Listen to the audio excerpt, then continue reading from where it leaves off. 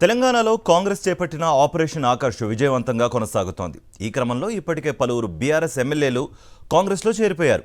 తాజాగా ఉమ్మడి మెదక్ జిల్లా నుంచి కూడా వలసలు మొదలయ్యాయి. తాజాగా బీఆర్ఎస్ పటాన్చెరు ఎమ్మెల్యే గూడెం మహిపాల్ రెడ్డి గత పార్లమెంట్ ఎన్నికల్లో జహీరాబాద్ పార్లమెంట్ నుంచి బీఆర్ఎస్ అభ్యర్థిగా పోటీ చేసిన గాలి అనిల్ కాంగ్రెస్ పార్టీలో చేరిపోయారు.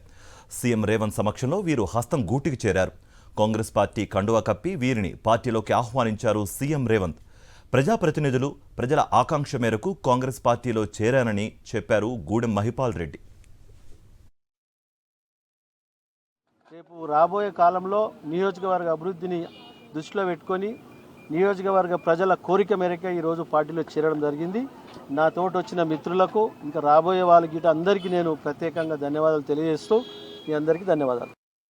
ఇదిలా ఉండగా తెలంగాణలో ఇప్పటికే బీఆర్ఎస్ నుంచి 9 మంది ఎమ్మెల్యేలు కాంగ్రెస్ గూటికి చేరారు.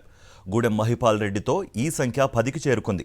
రానున్న రోజుల్లో మరికొంతమంది బీఆర్ఎస్ ఎమ్మెల్యేలు కూడా కాంగ్రెస్లో చేరే అవకాశం ఉన్నట్లుగా సమాచారం.